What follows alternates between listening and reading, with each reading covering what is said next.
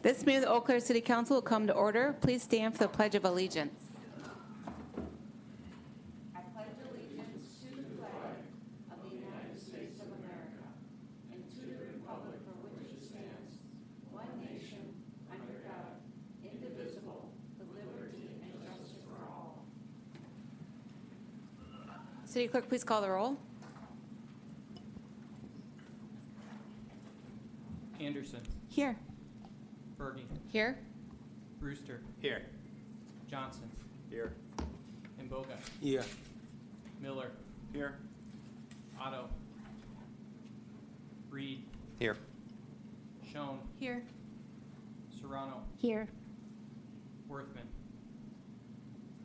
Okay, thank you.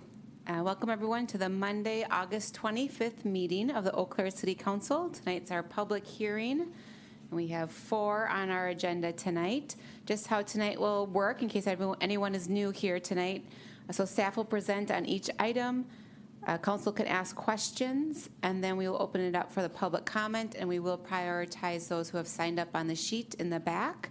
And then I'll open it up to council chambers after we get through those who have signed up. Just if you are here to speak on any item on the noticed items, you'll have 4 minutes to speak. You can speak just one time. Then we do have a public comment period at the end for things that are not on the agenda, and those have different rules, which I will go over at that time. So, and then if you don't feel comfortable speaking or run out of time, there are blue comment cards in the back that you're welcome to fill out. You can also email us. And there's also an electronic comment form, which is next to the packets online, too. So a couple different ways to communicate with council.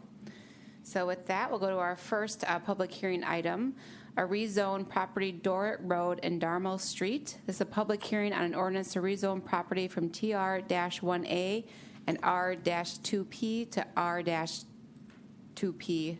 Oh, right? Oh, and so TR-1A and R-2P to just R-2P, located between Doric Road and Darmo Street. We have Director White. You can see Council President Berge and council members. Before you is a request to do a rezoning and looking at a general development plan. So the space that we're located is just off of Doric Road, south of Old Town Hall Road. This is the property that's come up before. You saw this last year when the property owner was originally looking to do some twin home developments. These lots in question have since sold, and they're looking to do a new plat to reflect a different configuration of development. Here's the existing zoning. It was zoned R2P on the frontage road of Dorrit, and then the TR1A is that transitional zoning we get when the property was first annexed into the city however many years back and simply waiting for use before the final zoning was approved. This shows the gray area, which is the area of notification per the rezoning requirement. And then this is what we're looking at in terms of the plan. The development is approximately 7 acres. The applicant is looking to put 20 twin home units on this, so 40 units total of housing of 3 different housing types in various configurations around this. You're seeing a portion of the development here. The north end is identified as Outlot 1, and then you can see the lot counts up through lot 40 as we go to the next slide. So 40 lots separate, again, in twin home configurations throughout the development. The road extension starts that Melmar Court extends in, and then it will turn to the south to a dead end, which will be a temporary cul-de-sac with that name, that street to be identified at a later time. The density of this is about 5.7 units per acre, which is well within the 8 units per acre allowed for this particular zoning type. The general development plan request tonight is 2 reasons. One, it is required to do when you're subdividing a portion of unplatted lands related to twin homes, it's required to go through this process. The second is that they are also asking for a reduction in setbacks. They are asking for a 25-foot front yard setback instead of a 5-foot front yard setback. I think I said 25 yard, but 25-foot front yard setback instead of the 30-foot under current zoning. Obviously, once this zoning code new code adapts, this would be a non-conforming in terms of setbacks under the new code. So just giving that for a little bit of a reference. Their general development plan shows 3 different models. 2 of them are 56 by 74, or excuse me, one of them, or 2 are 56 by 74 and 58 by 74 feet. I believe these are 2-bedroom units. You can see 2 of the elevations here. And the interior finish is about, as you can see, about 1,464 square feet on the main floor. This is the secondary one. They have a little bit of variation in terms of pitch and gable, some facade variations to reflect the different models. And then this is the third type, which is slightly larger. It accommodates 3-bedroom units. It's 60 foot by 76. 3-bedroom units with a slightly more recessed garage versus the front porch. These do meet the requirements of having variations in design for our subdivisions, so it is compliant with what the code would require in terms of usage. Let's see. Part of the code requirement for creating new neighborhoods is that the applicant should ensure there's a variety of twin homes in terms of design, colors, siting, and other features like garage variations, which they are providing. So as I said, this does meet our code requirements to move forward. There are 7 conditions listed up there, and there are some conditions that were added as amendments by the Plan Commission that would be seeking approval by council tonight. The first 2, any variety of design within twin homes is required, and then the council will approve a waiver of the 15% common open area. That is a space requirement. Going back, if you look at the elevation, if you look at the site plan, the green space on the north end, they are looking to put some trail around it to provide some level of access. You do see this in other areas. I've seen this in other developments. The primary reason for asking for the variation of the 15% open space is that this is within a half mile of an existing park that is in the area. I believe the park is to the west of this development, to the north and to the west, but they are within a half mile of an existing park. One of the conditions I will reference is the Plan Commission recommended that the 2 lots identified as lot 25 and 26, those would be the 2 lots that are closest on the west side of the development, closest to the stormwater detention. Board amended and approved, the commission amended and approved that those 2 lots be held out as open space as well. This would add about 3.6% additional open space to this development. It also means that lot 25, which was not going to have access directly to the street, this does away with the need to any specific requirements to do an ingress or egress, although that is one of the conditions that were approved. That was not struck by the Plan Commission, so it still shows up as one of the conditions of approval within the document tonight. 2 things that were added in terms of condition of the rezoning. One of the neighbors spoke concern with their neighboring property to the north having trees along the property line, and we're concerned about the dirt work and the stormwater detention potentially damaging roots and damaging the trees that they have planted on their side of the property line for screening. So one of the conditions approved by the Plan Commission for recommendation was the applicant is not to grade within the root zone of the trees on the outlot that is, or on the neighboring properties that may result in those trees' death. So that was something that would have to be taken into account as they design and lay out their stormwater detention on the north end of the lot. Second condition that ties back to rezoning, again, is lots 25 and 26 are eliminated and instead turned into an outlot that is not dedicated to the city or used for stormwater purposes. Otherwise, the additional 6 conditions, including still the approval of lot 25 only having access right away through an ingress-egress agreement. The standard language of entering a subdivision agreement included agreement in accordance with section 17.24 for streets, sidewalks, utility improvements, et cetera, within the subdivision. Providing detailed calculations, stormwater and runoff. Again, these are typical of what we'd require. Provide information on proposed street grades and gives a range of grading that must be approved. Provides proposed street names to be distributed to the police department, fire department, communications center, and postal service for review and approval through their process. final plat approval prior to any building permits being issued for the twin homes. And then again, as I had said before, the lots 25 and 26 are to be eliminated, instead turned into an outlot. So at this point in time, I'd be happy to answer any questions. We also do have representative of the developer on site who can answer any additional questions, more detailed questions as well. Great. We'll go, Councilmember Schoen? Thank you, Council President. I'm wondering, I have a maybe process question. The item that council will be considering is a rezone, and a lot of the conditional recommendations from Plan Commission seem to be more related to like a final plat. And so I'm wondering if you could just help me understand, right, like currently we're not looking at a final plat approval, it's just the rezone we're looking at. I guess that's the question. And then if you could help me understand how to think about the conditions that Plan Commission recommended.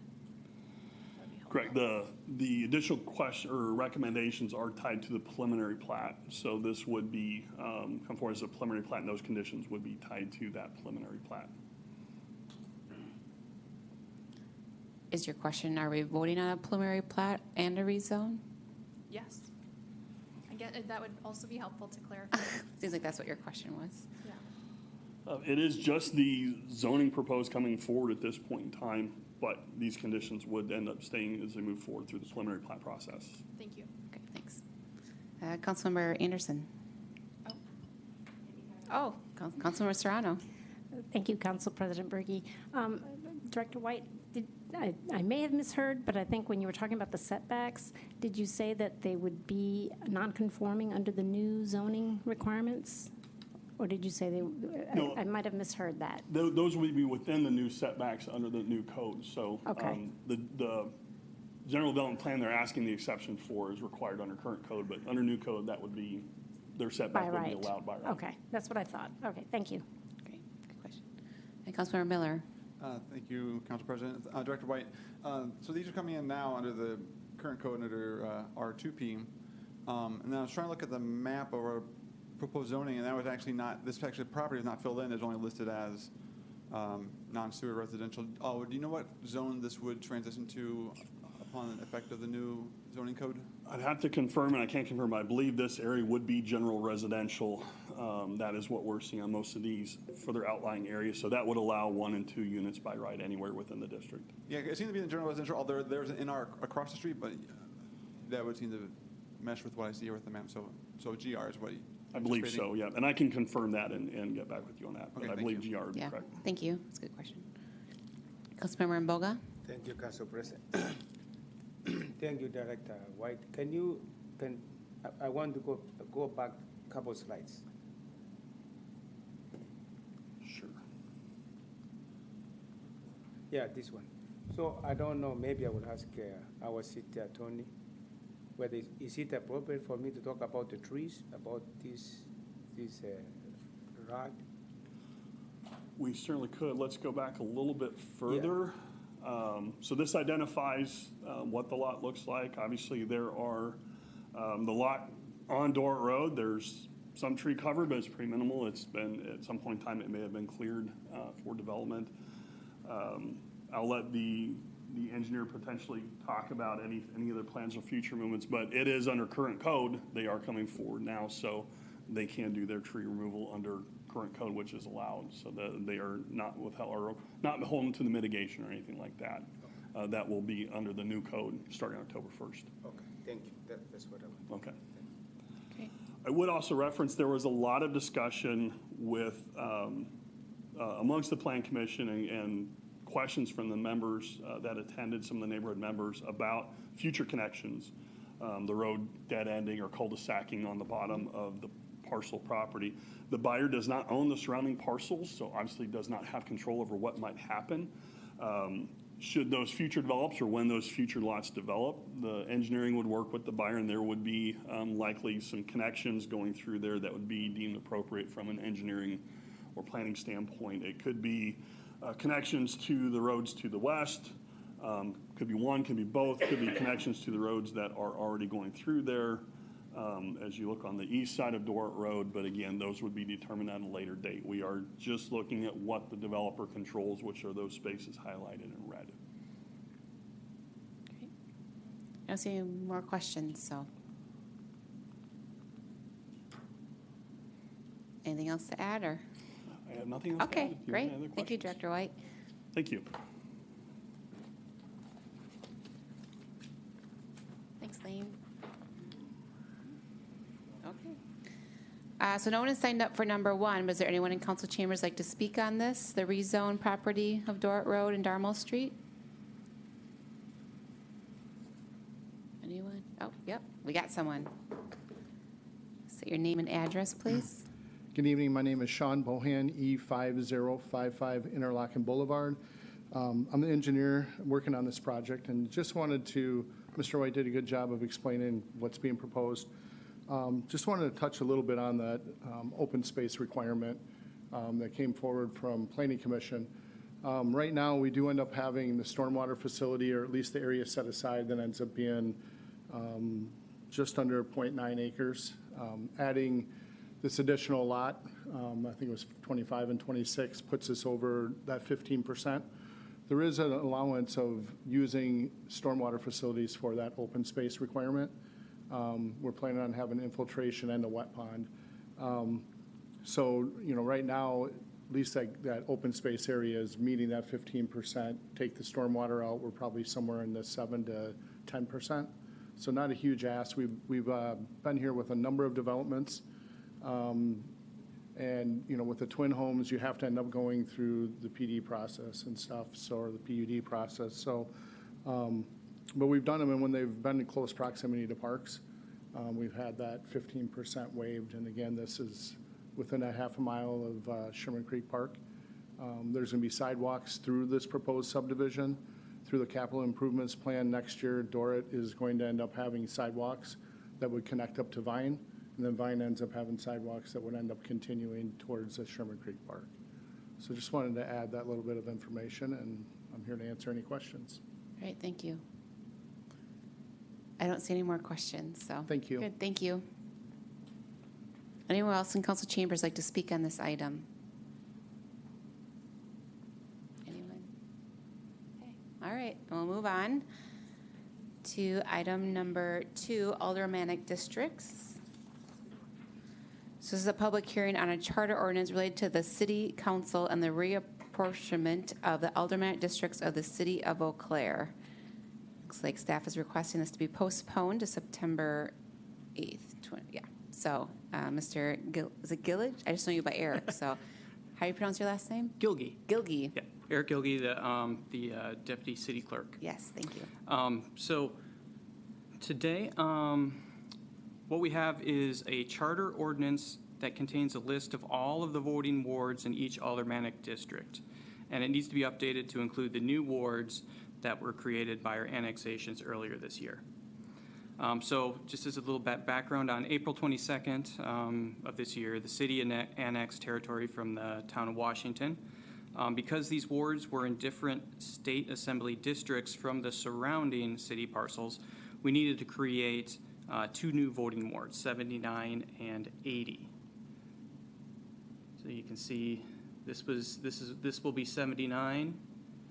Those two pieces tied together is going to be the new Ward 79, and then Ward 80. Both of these are in the 2nd Aldermanic District. Also on the April 22nd, the city annexed territory from the town of Washington that was initially intended to be part of Ward 28. On further discussion with the county, we found that we instead needed to create a new Ward 81 because it was not contiguous with Ward 28. To do this, we need to amend the voting ward designation in ordinance number 7575 that we passed back in April. The ordinance to amend 7575 is up for its first reading tomorrow with the intent of coming before the council on September 9th. Passing this amendment will then allow us to adopt the charter ordinance with Ward 81 as part of that 2nd Aldermanic District. Additionally, a resolution to create those new wards will come before the council on September 9th, and once they are created, we can then add them to the aldermanic districts in the charter ordinance. So we are requesting that the adoption of the charter ordinance be postponed until September 9th. that legislative session when when it can be considered alongside the other ordinance to amend the voting ward designation and the resolution to create the 2 new wards. So in summation, once we adopt these 3 actions, we would have all the wards created, designated to the right parcels, and then put in the correct automatic district. Any Great. questions? Okay. And so it says here September 8th, but it's actually September 9th, as you said. September 9th is the Yeah, legislative versus the, legislative. yeah. Public hearing, got it. Okay, any questions? No, no questions. Thank you for explaining that. There's no one signed up to speak on this item, but anyone in council chambers like to speak on this, aldermanic districts? Okay, not seen anyone. So we'll close that public hearing. Next, parking during specified hours. This is a public hearing on an ordinance amending Table 9 entitled Parking During Specified Hours of the Code of Ordinances of the City of Eau Claire to include paid parking. And Deputy City Manager Solberg. Good evening, Council President Berge and rest of the City Council. I have an 11-slide PowerPoint to go through to kind of describe what was in your council packet, and then we'll be happy to answer questions at the end of that. But just a brief history with our downtown parking. I think as everybody knows, parking is very important to downtown. It's been so important that we've had 3 parking studies since 2014, a little over 11 years ago. Downtown has continually changed over the decades, from the 30s to the 50s to the 70s to, and even greatly over the last 10 years with growth and redevelopment and COVID kind of changing patterns. Of note, in all of that history, the earliest I could find was 1941. The City of Eau Claire had paid parking in downtown. 1941, 329 parking meters were brought into service and given under the authority of the police department. The 2014 study, because downtown really hadn't started to take off like it is today, the 2014 study recommended removing the parking meters at that time and going to free parking, but for 2 hours to try to keep the parking spaces turned over. That configuration has remained in place till today. So from about 2015 until today, we've had no on-street paid parking in downtown, but from 2015 to 1941, we did. Since then, or since about 3 years ago, we've added dedicated parking enforcement. It previously had been done by the police department, but their forces were stretched thin. So in response to some feedback from members of the downtown businesses in particular, we've added a dedicated parking enforcement that's part of the neighborhood services division. And also in 2014, when we had our first parking study, some of the end-of-life issues that we're facing with the Gibson parking ramp and the Graham Riverside parking ramp weren't fully realized at that point. We knew that there was going to be a time when they would have to be replaced. But now I think if you've looked at the Graham Riverside building, where we actually have some debris that will fall down occasionally on cars that park in there, and the Gibson parking ramp that we've had inspected, the ends of their lifespan are upon us. So that's something that's added some capital costing forecasting for us, and it's something that's a relatively new development. The most recent parking study that we had was in 2024. That wrapped up. City Council accepted that parking study earlier this year. I'm not going to rehash the whole study. I sent a link out in your council packet material for that, but these are the recommendations of the parking study that was here. The parking consultant recommended a reset of parking policy and parking operations. Throughout history, and especially since I've been with the city since 2013, the parking system has grown and tried to adapt and try to keep up with the changes and challenges that we have. It's like maybe driving my car that my coworkers affectionately refer to as similar to the parking situation, with putting duct tape on it and keeping it going. It's running. but it's not running as good as you would want it to be. So he recommended, with the growth in downtown and the changes and the challenges with development and parking assets, that we do a reset of it. The parking policy should represent and reflect the goals of the community.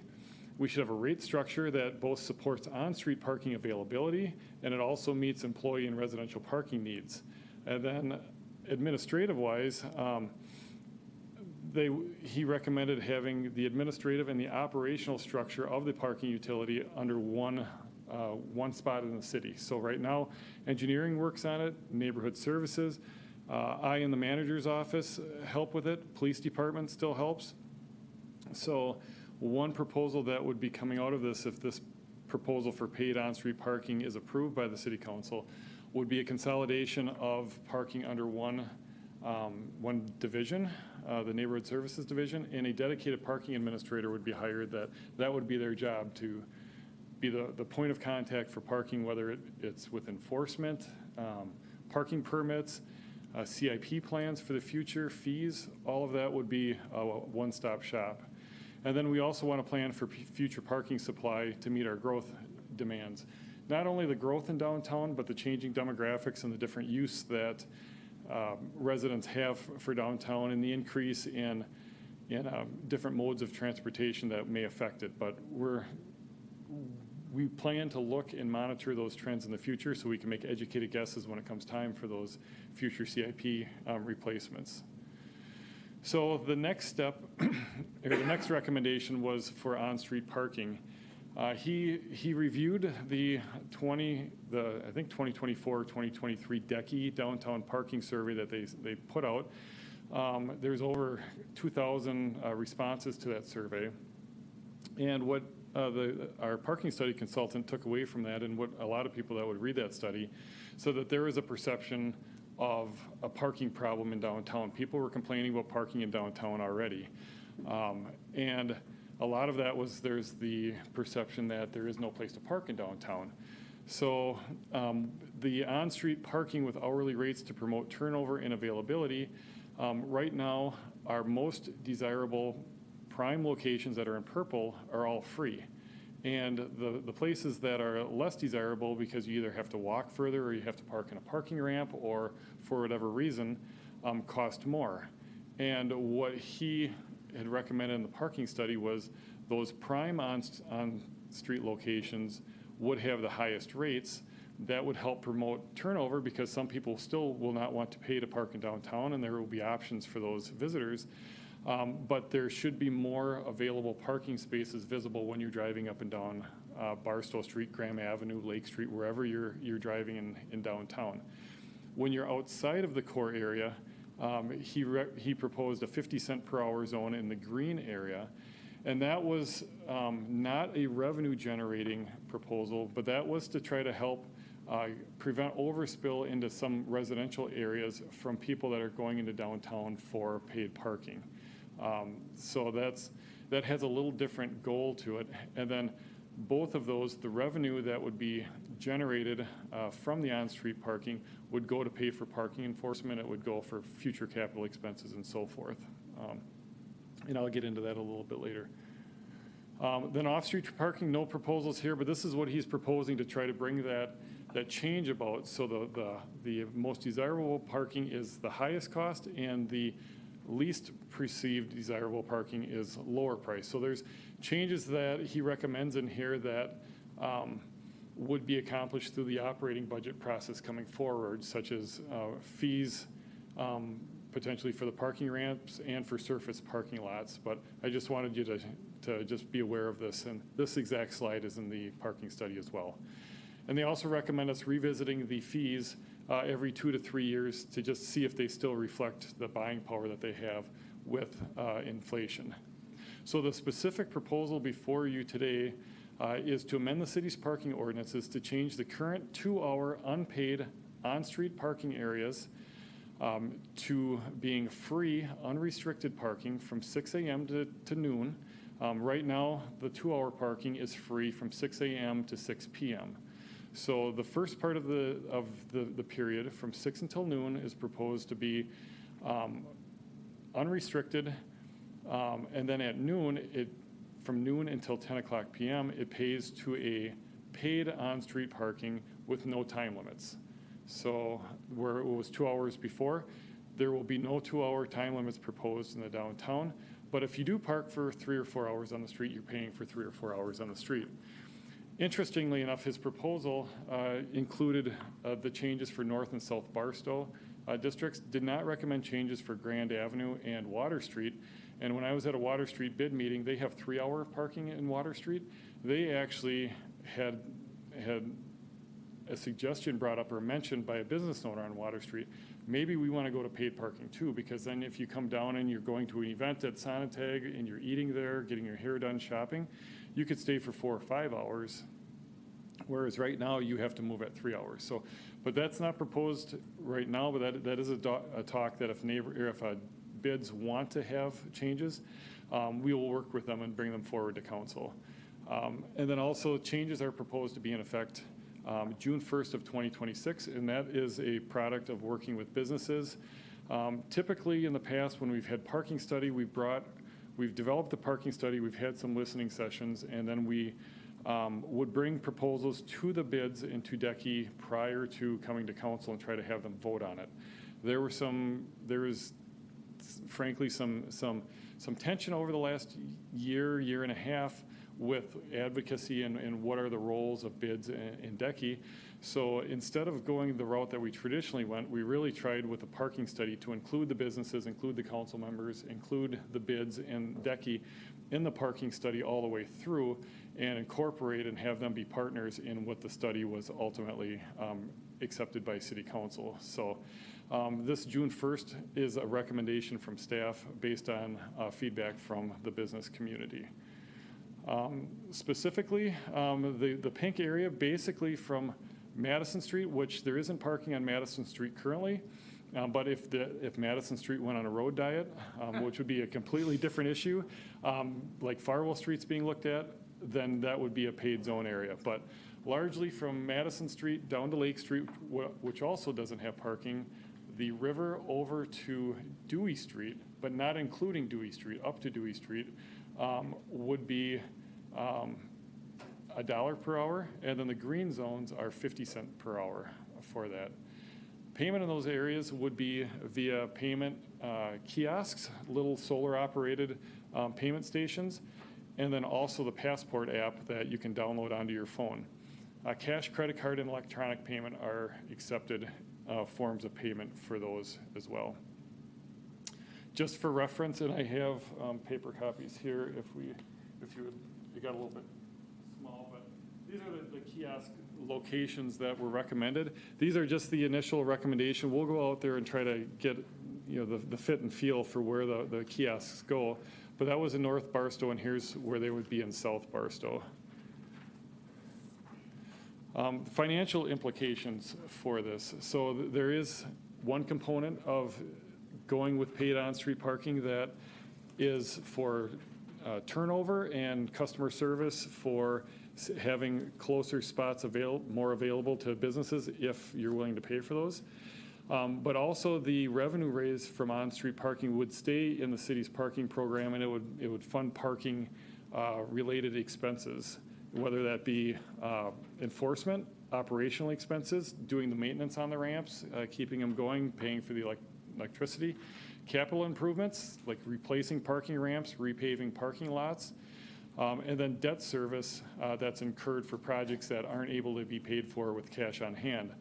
We're looking at the revenue from on-street parking as a vital component of the financing mix that will be necessary for the Gibson Street parking ramp, as well as if there is anything done with a Riverside ramp, or if there's something that comes up that meets the needs for parking in the future.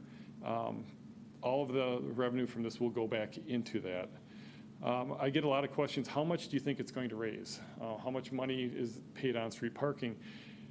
A very conservative estimate for 2026, assuming it goes into effect June 1st, and assuming we lose half of our parking, the people that are parking in downtown at the rates that we've measured, at the capacities or the utilization, we approximately would be looking at about a $500,000 revenue gain for 2026.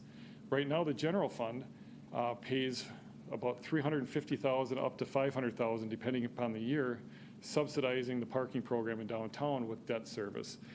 So the revenue raised, if we were to lose half of the parkers in downtown after this goes into effect, which I don't anticipate and the consultant doesn't anticipate, would eliminate the subsidy that the general fund is paying, that all of the property tax payments from the residents, even if they never come to downtown, are help subsidizing that. And the parking program is more of a user fee. So if you're coming downtown, you're paying with the Passport app. It's no longer hitting your property tax directly on that. So, and then if you can do simple math. If we don't lose half of the parkers and we're at current utilization rate, that would be about $1 million. $1 million working with Finance Director Winters pays debt service on about $10 million worth of capital projects. So you can see how important that will be going forward in a couple of years when we're looking at replacing the Gibson parking ramp across the street, paying for consultants to help design it, paying for the demolition and removal costs. That's the financial benefit that would come from the paid on-street parking.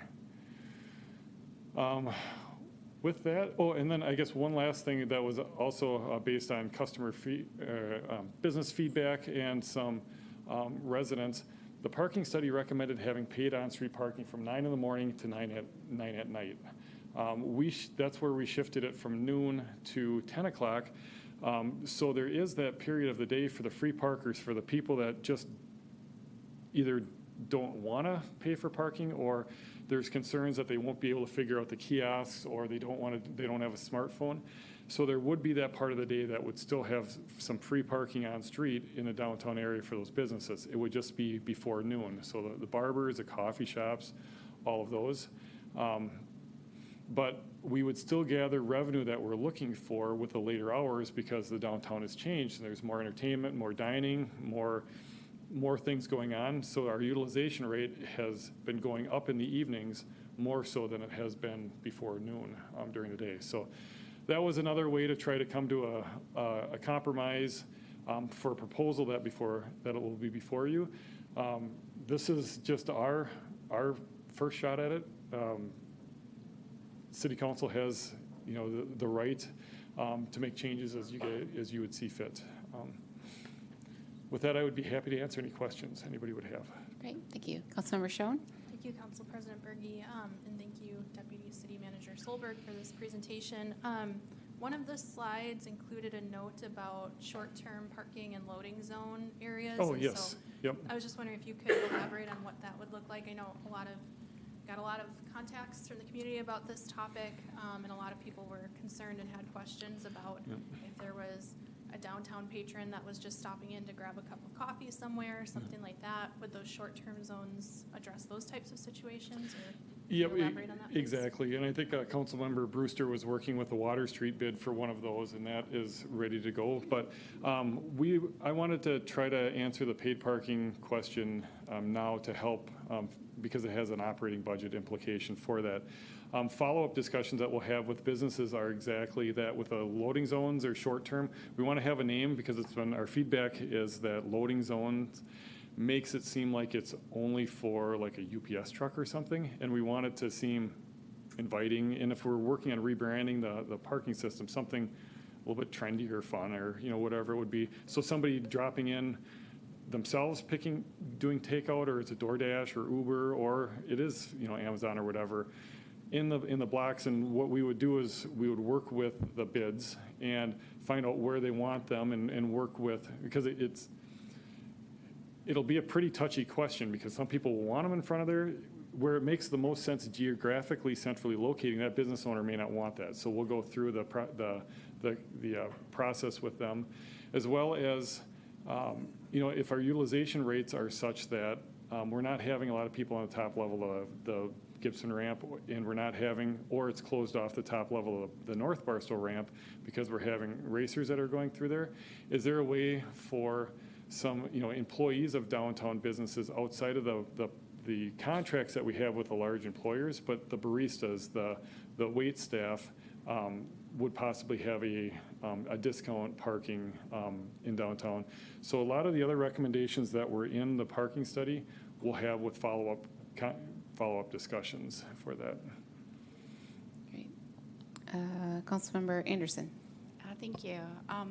So I guess I'm wondering, the way that I think about this issue is it's sort of a choice between, do we want enforcement, which we needed to fund, we need funds to pay for the enforcement, or do we want paid parking? And I mean, one, is that the right way to think about this? And two, is that an understanding that is shared among the business community? Because when I look at my emails, I don't see that understanding reflected. Oh, yeah, I mean, I will be the first person here that if you took a survey of business owners, and if I was a downtown business owner, I would probably feel the same way. If you can have free parking in front, even though a lot of them say that the free parking in front of my business is taken up from the business owner 3 spots down the street, parking in front, and then they move across the block, which block face parking would be gone with this as well. So that's a side note. So they're concerned. They have a lot of anxiety about what this will do with their businesses. I sat down with John. You know, it's my concern too. I hope not one business in our community is hurt by this, or it affects their business to where they're no longer viable for that. And he said his experience is that that is not a concern that he had with what we're doing this. My responsibility with neighborhood services, being the potential parking administrator, the parking destination for where it is organizationally, is if we are charging people with parking, they have good infrastructure that they're parking in. The pavement's a little bit better than we have in Schlegelmilch right now. The ramps are maintained, and North Barstow, I think we do a pretty good job on when it's new, but with a replacement for South Barstow, if we have to have security in there, if we have to have more cleaning, that you come to downtown, you pay for parking, but you walk away and you're like, yeah, I had to pay for $2. I was down here for two hours, but you know what? I didn't hit a pothole in the thing, and everything is in pretty good condition. So it's basically a general tax for the whole community. And I think if you had somebody that lived on maybe Locust Lane, or you had somebody that lived on Rudolph Road that never comes to downtown, they might be like, yeah, if my general property taxes aren't paying to rebuild a parking ramp that I don't use, I'm all for a user fee going for that. But you don't hear from the people that agree with it. So I 100% understand the business concerns with it. I have some myself. Our expert that did the parking study that's done this across the country didn't share those concerns, but he said you have to do it right. You have to start out right, which is why in the operating budget we are proposing a parking administrator to help with the kickoff if this goes through. If paid parking doesn't go through, the parking administrator will be withdrawn from the operating budget. We requested to have a one-time fee to have a consultant, and may or may not be the study consultant, help us kick this off with branding, or hey, these communities miss this. And then we also put a third component in for marketing to try to put a fun, user-friendly face on the parking utility. I think there's a lot of potential with parking. I might be the only one that gets somewhat excited about the upside for it. So we're trying to put everything together that we can so the launch is a success, it gets off as smoothly as it can, and then people start seeing value in the money that they're spending downtown, and then pledging to them that if you're paying those $2 in downtown for paid parking, we're not going to take that and build a park on the north side, and we're not going to build a trail on the south side, and we're not going to do something else with it. It will stay and benefit parking down there. So, but yeah, I have heard that anxiety and that concern, and I certainly understand it. So. Great, thanks. Councilmember Miller? Thank you, Council President. Mr. Solberg, one of the points in your slide that stood out to me was that the statement that the revenue is vital to the financing sources for the replacement of the Gibson Street ramp. Mm-hmm. Gibson Street ramp going offline and not being replaced would only exacerbate the parking situation downtown. Do you see any possible way that we could reasonably replace the Gibson Street lot if we did not get this revenue from paid on-street parking? There would have to be very difficult choices made when the council passes the CIP budget, because believe everybody remembers from the capital budget that went through and the operating budget that we're in the process of with our debt policy that we have and the metrics that go along with that.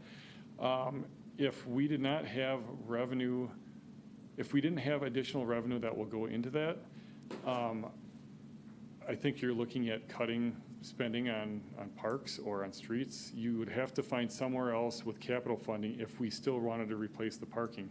So it'll put a values decision on policy in front of the city council. Streets, parks, trails, downtown parking. So it is, with the debt policy metrics that we have, it would be very difficult, short of having a community-wide referendum like we had for police and fire, to take it out of the budget or to expand the budget. And that's not something that we were looking at proposing. Thank you. Councilmember Johnson? Thank you. Director Silver, I can't remember if this was a one-on-one conversation we had or if you were in here during a work session.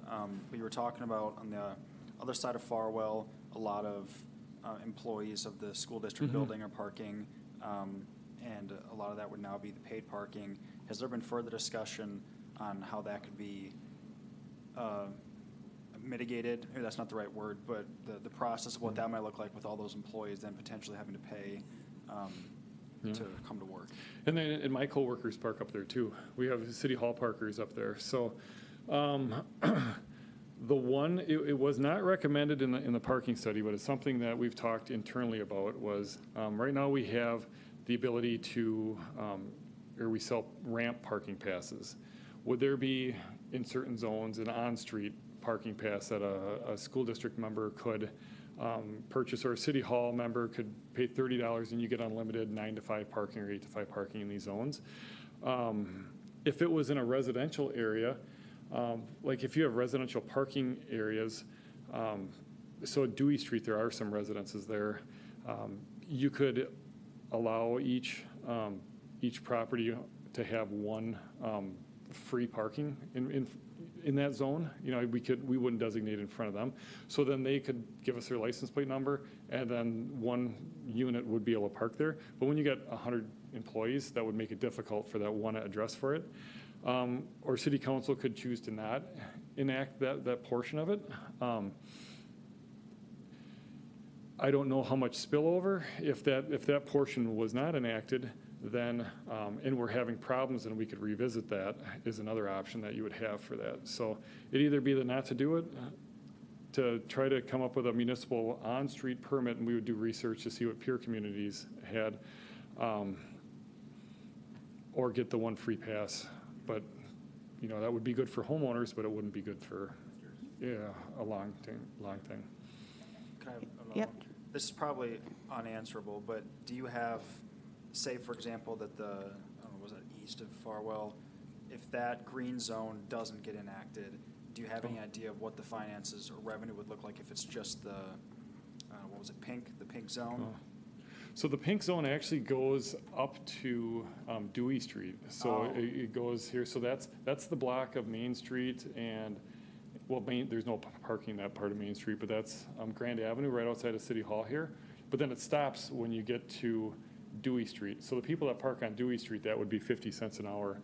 I did not include, because in the green area, we don't have a lot of traffic counts for those areas. So I didn't include it in the revenue projection that I estimated, because it was as much to dissuade people from parking in those areas as it was to generate revenue for that. So that 500,000 doesn't change if council didn't enact that. Okay, Councilmember Brewster? Thank you, Council President. I was wondering, what's the name of the software platform we use, and is there a place where we can do some independent looking and just seeing what capacity, what different, like if we have ideas and... Like for our revenue collecting software, Passport. And is that the same, is that connected to the one that the ramps? The ticket truck uses and the ramps and all that stuff? So our enforcement software is different, but they talk to each other on there. And I forget the name of the enforcement software that works with the cameras. But the Passport app works for the kiosks, the ramps, all the LPR. So if you're parking on the street, so you park on the street, you enter into Passport, you know, $1 to hour or 2 hours that you're going to be there. It goes in one area, and then the truck, or the Jeep goes through, takes a picture of your license plate, gets the data from the license plate that would connect on up into this area, and then that talks with Passport up there. So it's not directly in there, but it's a software system that talks to each other on there. Yeah. I have a follow-up. I had a constituent earlier today that was talking to me about asking if there was any way that our software could function with something like the, what's it called, Interpass or whatever for all the different, tollways around. Oh, like yeah. So basically, anytime you get scanned, if you're down there, you pay $1. Instead of having, because it's for at least half the people I've talked to, it's not the actual money, it's the tedium of having to do that if you're just going in to do something quick. So we're working with Passport right now. We had a meeting last week about, that's basically, it's like open road tolling. That's how we're going to be, that's how we should be operating the ramps right now. It's not, they weren't talking to each other, but now they're talking. So in the ramps, you pull in, the camera gets your thing. If you don't pay with Passport, you will get a ticket mailed to you for parking plus an administrative fee, a penalty on there. That could be set up, and I don't know the fees, to be like, I'm thinking of when the tollway around the Denver airport opened up, there was an easy pass. It was strictly license plate. You drove through there, and then you got a bill in the mail 2 months later, and then you would send that in. And it wasn't, you didn't get a service charge or anything. It was just the same toll that you get going around Chicago or some of the larger communities. So I think there is a way to, if you pulled in and all of a sudden you get off of Lake Street and you're in the paid zone, give everybody 15 minutes if they're passing through and they're not parking. But you'd have to work out the nuances. It picks you up on camera. If you didn't stop there, you may get charged for parking even though you just went through, or if you're dropping off or waiting for a kid. So I think the technology is there, but the programming and the logistics of it might need some thinking through. But yeah, you pull onto Barstow Street, and if you're in there and it doesn't pick you up leaving that zone within 15 minutes, your license plate, you probably still would want to have your app, because if you do that every day or every weekend and you get a bill, you're always getting mail from, if it doesn't know you have an account in there, so. Yeah, but I guess like tying a credit card to an account. Yeah, and that's what it does for the if you have a ramp permit, you pull in there. Well, your ramp permit's paid monthly on there. It says you're good to go in there. You come in, it looks at your license plate, says, yep, Aaron or Councilmember Brewster paid his thing, and then that's the end of it, so. Great. Councilmember Mboga. Thank you, Council President, Delegate, and Deputy City Manager. Can you please, for the sake of those business people and downtown residents who are watching online, can you highlight more about, because all my email I got, I think also my council members got it. It says that, can we hold this one until the garage is built? Can you please, for the sake of those ones, so speak on that one. Well, we get, anytime we look at doing changes with parking, there's always, can you wait until Graham Avenue is done? And then the next year, we're doing another project. And then the next year, the library's under construction. Now we have Dewey Street Bridge is going to be under construction. We have the transfer center that's coming through there. So there was a lot of, well, not a lot. I mean, there was a notable number of businesses that said, just please wait until after the transfer center. The transfer center is going to open by the end of September. This would take effect June of next year. But we do have Dewey Street Bridge coming up. That's going to affect parking in downtown. We do have the Gibson ramp is going to come down. That's going to be affecting traffic in downtown. The Farwell Street conversion, the road diet that the city manager included in the budget last year, engineering is working on that. That'll affect parking. There's always something going on in downtown. There is never going to be a year that you say, let's just wait until everything is done. let the dust settle for a year, and then we'll look at enacting it. You'll be waiting for 20 or 30 years down here. And a lot of the benefits that will help improve businesses, a lot of that benefit that the paid on-street parking would do to help with better parking lots, potentially better parking locations and more availability, a new parking ramp, they won't be here, and that opportunity will have been missed out, and then you'll have even worse infrastructure supporting the businesses than they have now. So I understand, and the transfer center has been a huge aggravation to South Barstow Business District. No doubt about that at all. The end is in sight with the buses should be operating there by September 30th, the last I heard for that. Apartments will be opening after that, sometime between that and the end of the year. Then we'll have the rest of the winter and the spring, and that should be, especially in the wintertime, we don't have much construction down there unless something, there's a water main break or something. But to say we're going to wait 3 years for it, there's going to be more stuff coming up next year, the year after, the year after, the year after. What it is, I know some potential things, but as you all know, when you're approving development plans, a lot of stuff just comes up and then you have to react to it. So we know we have needs in parking. We know there's a basis for having the parking utility be self-sufficient and more of a user fee model than a general tax fund. So those are things that we have control over now. We don't have control over what's being built in the next few years. Or I should say you have control over that. We just carry out your policy direction. Okay, great.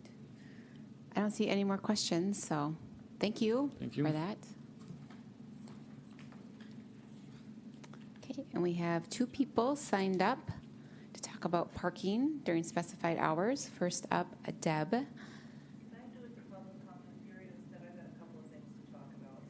So you need to talk, if it's about paid parking, you need to talk about that part now, but then you can talk about your non-parking issues during the public comment period. Okay, all right. So if you have something to say about, yes, yeah.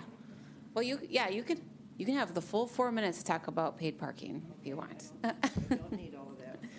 So, okay. And then just save for your other ones for afterwards. I will. Okay. Yeah. Deb Marshall, 315 Riverfront Terrace for the last 15 years.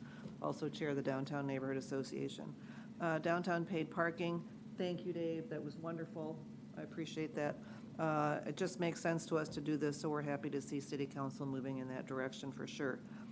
It's imperative that the parking utility be created and that a true manager be hired to oversee it, so also very glad to hear. You said parking administrator in your newsletter. It said parking coordinator. To me, being an HR person for all the years that I was, that sounds like it's a lesser role. I really think it ought to be a manager. So the job description is going to be critical, as will the pay range for the position. The position must have the authority and the responsibility to unite the function in Eau Claire and guide us through all these complex issues. Obviously, there's complex issues with how you're going to scan all of this. To make parking sustainable. And still, I will again say forever, ever, that controlled access to the ramp is critical so that we don't have the scofflaw behavior going on, that it continues to be a problem. So that's it. Thanks, I got Deb. 2 more things later. Yeah, great. We'll see you soon. Okay, and then Brent. You put up that map that had the painted green zone. I live on the border. I live up at 602 East Grand at the top of the hill. So, yeah. Okay. Ultimately, if you guys decide to do metered parking, I have off-street parking, so ultimately it doesn't faze me one bit. But as someone who used to work at Hooligans in the 90s and remembers all the metered parking, I know as a worker, if you got a tight budget, it can really concern you. But something I disagree with the idea between Dewey and Doty. Ultimately, it's the school board people that are kind of causing most of the congestion up there. Of my 15 years that I've lived up at East Grand, I've never really seen people parking that are going out for the evening go that high, mainly because nobody wants to deal with the hill. I mean, when my 70-year-old parents come by, like, let's walk down Gibson Street. I want to deal with Grand. And yeah, and myself getting older too, I really don't like dealing with the hills as well. But, and also I was somewhat not disagreeing with the time frames. I was thinking 10 to 8 might be more viable. The pattern I've noticed over the years is most people, once they have their dinner, they're pretty much out of there by 8 o'clock. And the park load-in thing, yeah, top notch. As someone who plays at Mousetrap and the Plus, yes, some loading zones would be nice and not have to pay for the parking. I did like the potential parking pass idea for residents. That might be something worth exploring. So, but yeah, that's all I really had to say. Great, So, thank you. Thanks for coming down. Okay, anyone else in council chambers like to speak on parking during specified hours? Anyone? Okay, I'm not seeing anyone, so we're going to move on to the next item, our last item on the agenda, bicycle speed limits. It's a public hearing on an ordinance amending Chapter 10.08 entitled Bicycles of the Code of Ordinances of the City of Eau Claire to include speed limits. We have Councilmember Miller bringing this forward. So I'll kick it off to you, Councilmember Miller. Thank you, Council President. Before I use ordinance to implement on city trails and sidewalks, a 15-mile-per-hour speed limit for bicycles, skateboards, basically any wheeled device, electrically assisted or not. This started about maybe 2 or 3 years ago. I received a lot of emails from residents of the city. There's kind of when some scooters started being available for rental, and just more electric bicycles were coming online and becoming more and more popular, and the ease at which people could go at higher speeds was approaching as well. And there were a lot of people communicating that they had seen close calls, been involved in close calls. I myself had been involved in a few close calls with people coming around at much higher speed than they would have in the past with these devices. And our sidewalks and our trails are multimodal forms of transportation. There are pedestrians, there are regular cyclists, there are e-cyclists, there are scooters, there are people who are children, who are elderly, have limited mobility, people in wheelchairs and recumbent bicycles. And when you get a disparaging range of speed all going at the same time, that's dangerous. It can increase the number of accidents that occur. So I had received a number of messages from people in the community saying that we should be doing something about these speeds going there. So then I started looking around to see what other communities had done. The biggest municipality to us, Minneapolis, they've actually had a 10-mile-per-hour speed limit since 1981. They are a bigger municipality, and 10 miles per hour is a little lower, and that's only in their core central. And then they actually reaffirmed the speed limit back in 2015. And a lot of cities have suggestions and guidelines and etiquette. And I think on some of our trails here, we have a similar sign saying, here's the etiquette: pass on the left, announce you're coming, be safe.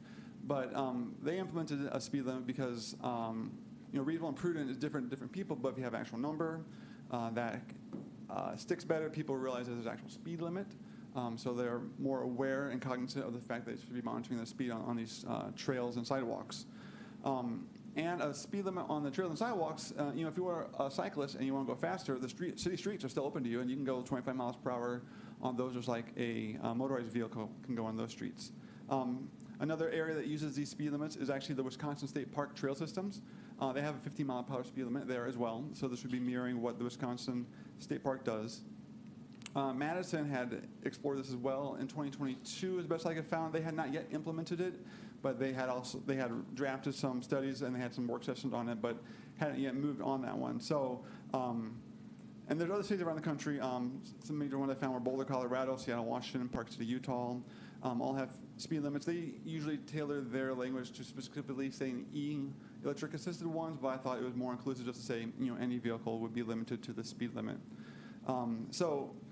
If we were to pass this here, Wisconsin would be the first city, Eau Claire would be the first city in Wisconsin to pass a speed limit. I think that would be a good thing to set for Wisconsin, to be an attractive place for people who come here and want to enjoy our nature, the beauty, the exercise, that, to say that we're serious about the use of our sidewalks and trails, and that we encourage use, but also safe use, and we want this to be a multimodal, friendly environment for people. So that's why I, after doing this research and talking to people, decided to bring forth this proposal to establish this limit on the city sidewalks and on the trails. So with that, I can take any questions. Councilmember Brewster? Thank you, Council President. Well, at all opposed to this, in principle? Do you anticipate any sort of active enforcement, or is it more just a guideline for users? There's not going to be anybody with, monitoring speed on city streets is difficult enough. I don't expect police resources to be devoted to active enforcement of this one. A lot of the other cities that have done this, and reading the news articles about when they're implemented, their council members or managers at that point also said it's mainly to bring awareness and safety and to set a rule and a limit. And once you have one, most people are happy to follow this rule, that they understand the safety aspect, and this is going to bring awareness that speed needs to be monitored. But I don't foresee or anticipate any sort of active. I could see that occurring if there were to be an accident, and then we're doing an investigation. If somebody's injured, insurance companies can get your phone record data. They could find perhaps at that point, but that would be outside. That would not be involving our local law enforcement officers. Okay, great. Councilmember Mboga? Thank you, Council President. Do we have exception? Because sometimes we have bike races at the local parks. Do we have exception for this? I'm not aware of bike races taking place on the city trails.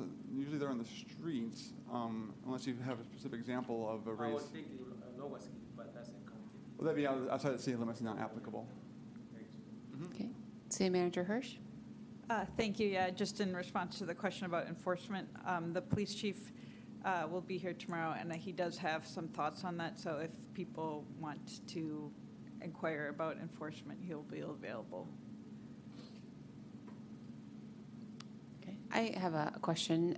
I don't have an e-bike, so the old-fashioned kind, but is there a speedometer on e-bikes usually, or these things, so people know how fast they're going usually? True that most non-electricity bikes don't have speedometers. In my experience, I do usually monitor if I'm biking, I usually have some sort of Strava app going, and it's pretty difficult for somebody on a non-electric bike to maintain 50 miles per hour for any length of time. So that's also kind of why this was chosen, because it would take great exertion to actively go faster than 50 miles per hour for any length of time.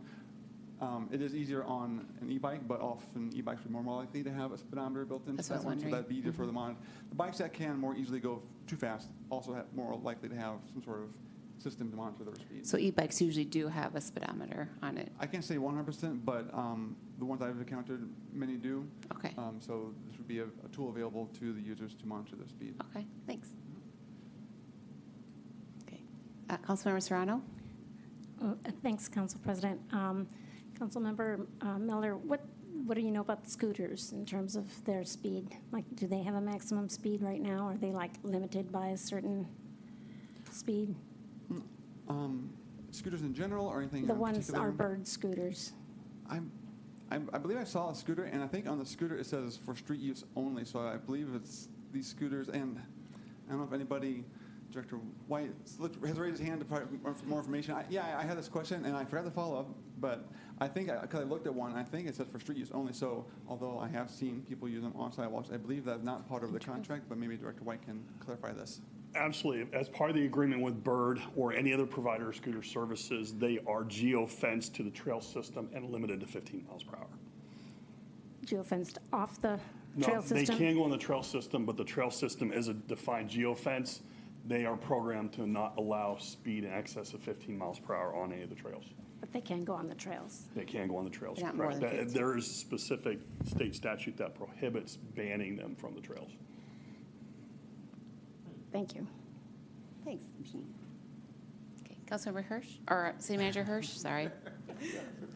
I'll just add that in this discussion, in thinking about this proposal, we have talked internally also about signage and how the evolution in types of vehicles might have outpaced our current signage. And so whether or not you pass this, we can do public education and also make sure that the signage matches what's legal, because some of the signs say no motorized vehicles, and when in fact we do allow those scooters to go on them. In fact, they're encouraged. So no, whatever the outcome, that it seems like it's an important process to fix the signage and do public education. I agree. Councilor Miller, do you have anything else to add? No. Your question, my light's on, so Well, I wasn't I sure. was talking, Oh, yeah, so yeah. I'm done now. Okay, thank you. All right, no more questions. So now we'll go on to, there are 3 people signed up for this to speak. So Deb was also signed up. I'm sorry, I only made 10 copies of this. Okay, Deb Marshall, 315 Riverfront Terrace. Scooters and e-bikes, as a person who lives and walks downtown a lot, the scooters and e-bikes are definitely a concern. And there should be speed limits on them. And I'm hopeful that the BIRD does make them so that they don't go over 15 miles an hour. They're dangerous, especially at higher speeds, and as long as we're at it, I'm hoping that the BIRD Scooter Company can geo-fence them out of the parking ramps. You knew I was going to tie this into the parking ramp. So, because there are a lot of them that are playing around in the parking ramps. And there are also a lot of them that are out on the sidewalks. And if you are walking around downtown Eau Claire at all, notice the skid marks on all of the sidewalks right now.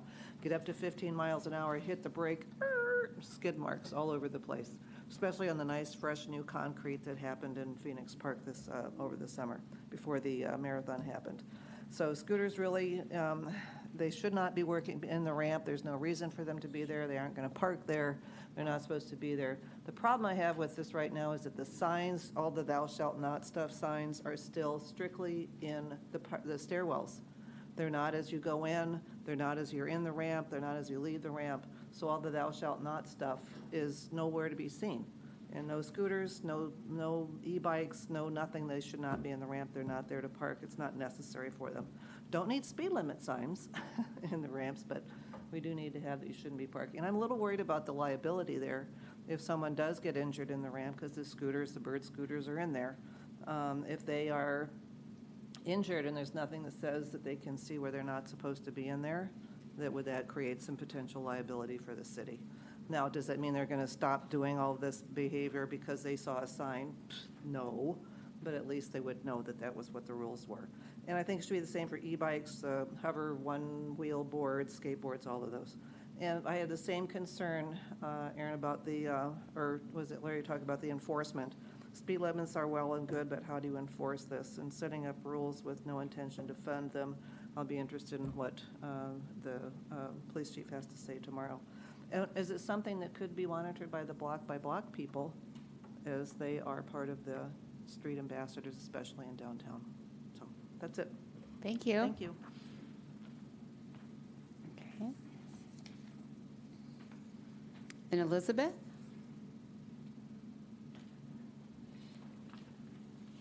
Hi, welcome. Hello. I'm Elizabeth Sullivan, and I live at 547 and a half Putnam. I was happy to see this as a topic tonight. I'm a frequent user of the trails. I'm not able to drive due to my epilepsy, and I commute via the trails to work, to the doctor, to the dentist. But I have an alternate approach to suggest. That is, instead of doing a single speed limit, go with an ordinance that talks about suitability for conditions. And there's 3 reasons for that. Number 1, many people, not just me, use the trails out of necessity, not just for a pleasure ride or to goof around at night, but because we are coming and going. And it puts a burden on people who can't afford a car or who are, for example, disabled and can't drive, to be restricted to their speed limit when there might not be a need for it at a particular time. Somebody might be using the trail at 10 o'clock at night and it's empty, for example, because they work a different shift at a job. And it affects people financially too. I have to take sick leave to get to the dentist and the doctor, and restricting how quickly you can come and go in practical terms affects your job. It affects people with childcare if they're paying for a babysitter. The other 2 reasons that I would suggest an approach of suitable for conditions is consider things like rollerblades. They don't have speedometers. It's not even possible, to my knowledge. And as some of us have aging knees, for example, it is low-impact aerobic exercise. It would be very difficult, I think, on rollerblades to tell if you were going 13 miles an hour or 18 miles an hour. The third reason is kind of an opposite reason. Many times the trail conditions mean people should be going slower than 10 miles an hour. If you use the trails in winter like I do, there is often a layer of snow over ice. And I am somewhat concerned that posting a specific speed will lead people to think that it's okay, I'm going 10 miles an hour. Whereas really, you need to be mindful of other people on the trail. And most people I meet on the trail are. They're respectful, they're responsible, they say on your left. Obviously, there are going to be some people who aren't, but I feel that suitability for conditions would be an approach that leaves flexibility where it's needed and still would allow for enforcement. Thank you. Great. Thanks, Elizabeth. We have Anton.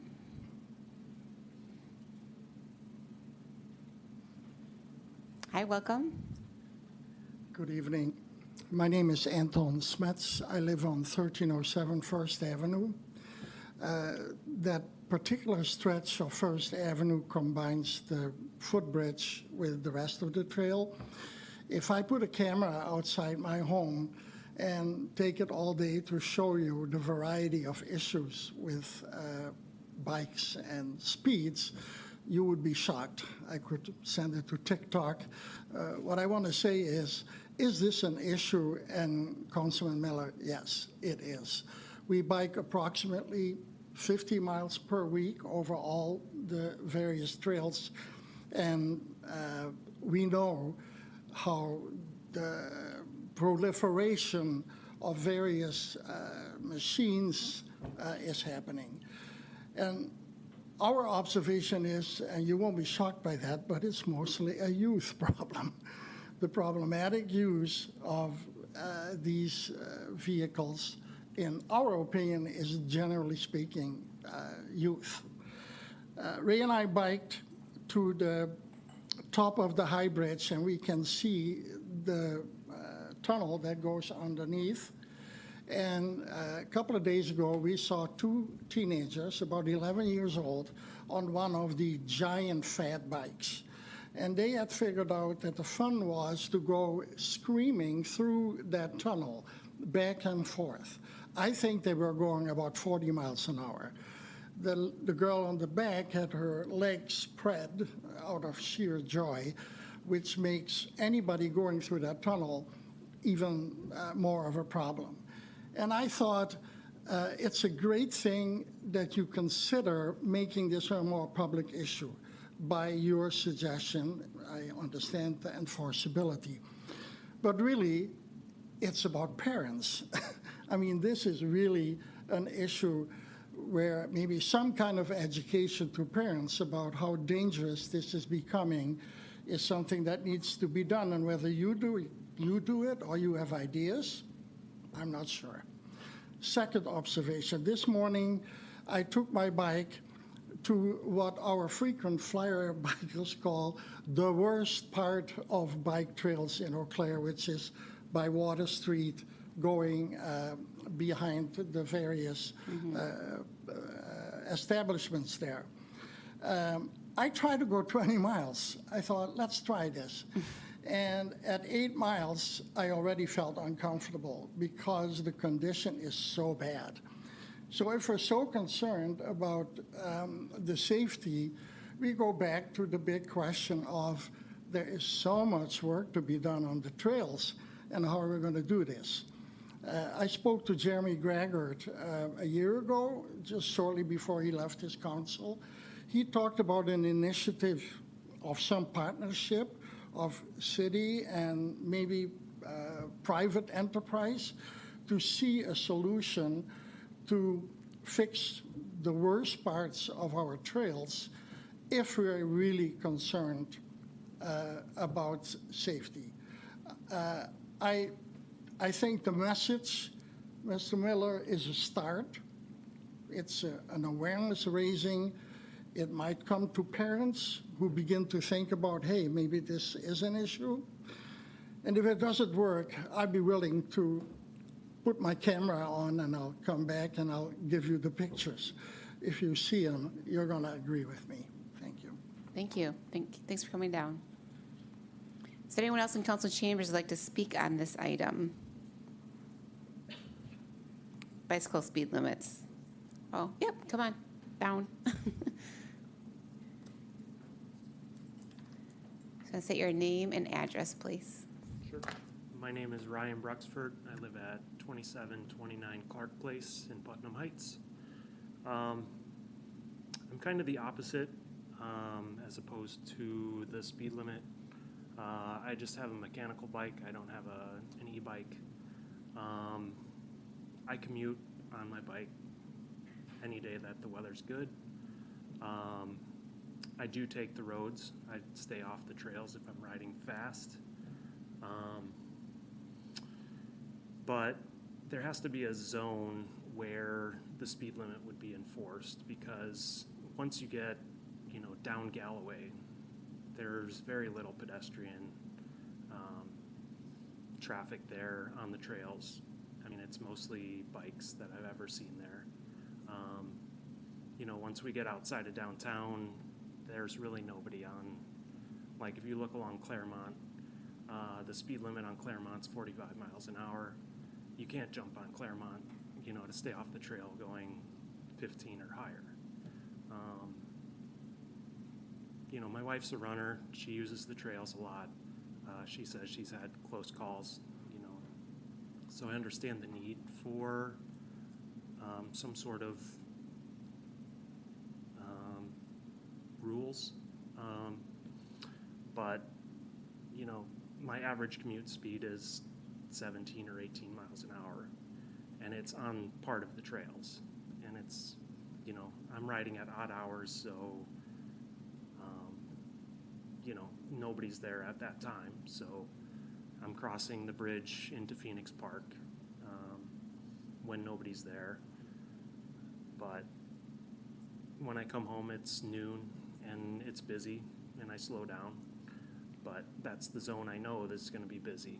And it's just a connection between Galloway and Graham. And I'm on there for a very short time. So yeah, I don't know that 15 needs to be on all city trails. I think there needs to be a zone that it would be included in. But yeah, I mean, I've ridden my bike for many years. I'm comfortable on the roads when I need to. But the more you use them, the more you know where the congestion is.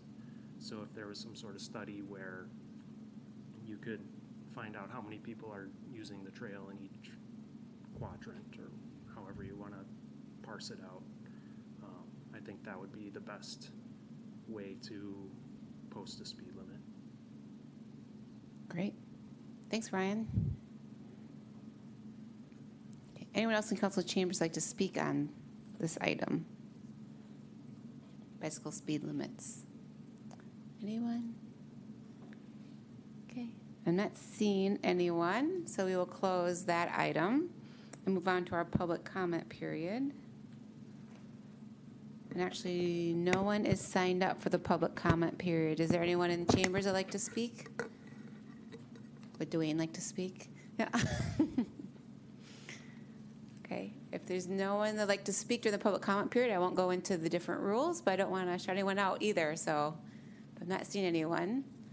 So then we will close the public comment period, and we don't have a work session tonight. So that means we are adjourning this meeting. So thanks, everyone.